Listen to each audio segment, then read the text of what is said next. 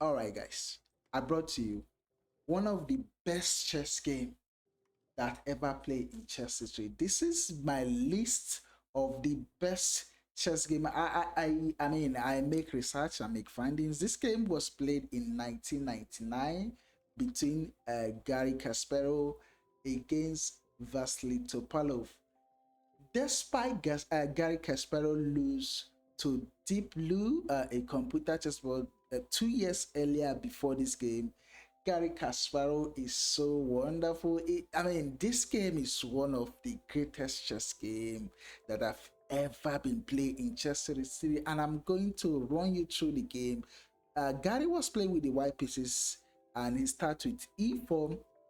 His opponent respond with d6, going for the Paris defense, and d4 by Gary Kasparov, knight f3, knight c3, g6, going for the Finchetto bishop, is a e3, bishop g7, queen d2, 6-6, and f3. Bishop, pawn b5, all of these are book move. Black who castle long. White, I mean, probably is going to castle. Black will castle here. White could castle long in the game. So all of this happens.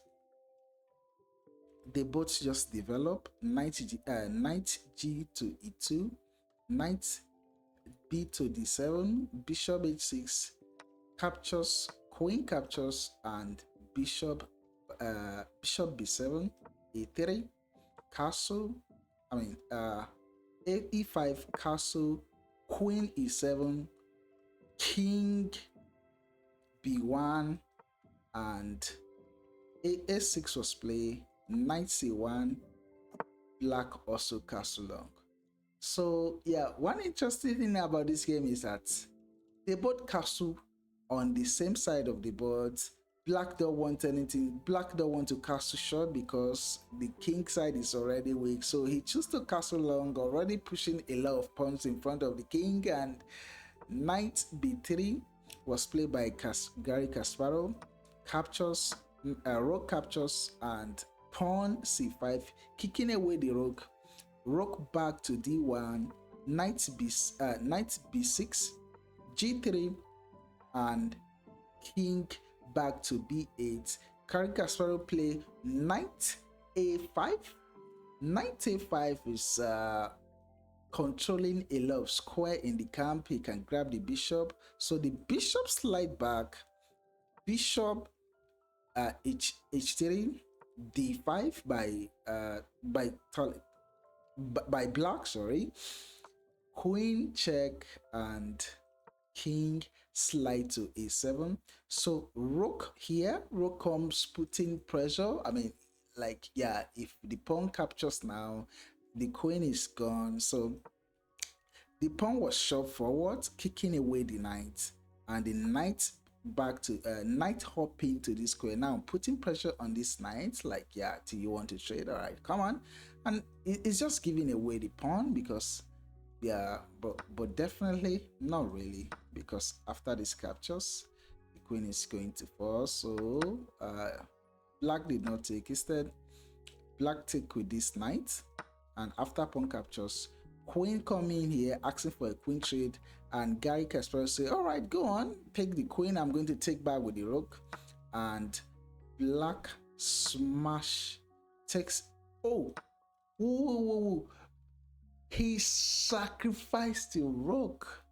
Gary in this position oh my goodness, sacrificing a rook for just a pawn. How crazy that could be. He completely sacrificed the rook for a pawn, and pawn captures. A brilliant move again, sacrificing another rook. Wow. This is why he's got one of the greatest game of all time. He completely sacrificed the rook again, and yeah, this time black did not take, because if queen captures now, did you see the idea? Queen check, and the king has just one square and is going to be met on this side of the board. knight is coming in to put pressure on all of this. This is a mate. The bishop controls his square. The king cannot go. Oh, wow. What a brilliant rook sacrifice it will be. But black sees all of that and refuses to capture the rook. Instead, he bring the king to b6 and queen check anyway. King capture the knight. Pawn check and king go. A vicious king horn is being running here. He goes here now, threatening a mate one. So black uses time to capture the pawn. This pawn also stopping mate one.